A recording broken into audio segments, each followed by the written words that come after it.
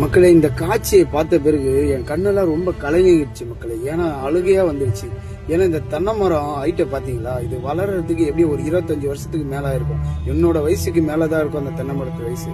இதை பாத்தீங்களா, கம்பீரமா ஒருத்தர் மரம் வெட்டுற வேலை செய்யறாரு. அவர் அவர் சொந்த தொழிலா செஞ்சிருக்கலாம், இல்ல ஒரு பணத்துக்காக செஞ்சிருக்கலாம், இல்ல சொல்லி வெட்டிருப்பாரு.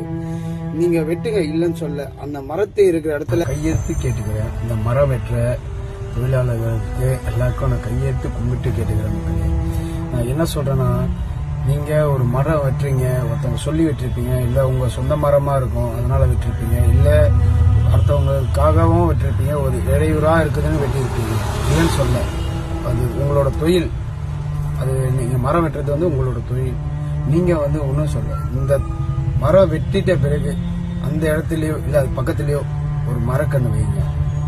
ஏன்னா இப்பயே நீங்க மரங்கள்லாம் நிறைய இல்லாம அழிஞ்சு போறதுல நீங்க ஒரு மரக்கன்று வெட்டுற இடத்துல ஒரு மரக்கன்று வச்சீங்கன்னா அது வளர்ந்து வர காலத்துல அது அடிப்பகுதி அது உரமாகி அந்த மரக்கண்ணுக்கு அது ஒரு உயிர் கொடுத்து அது வளர்ந்து வரும்.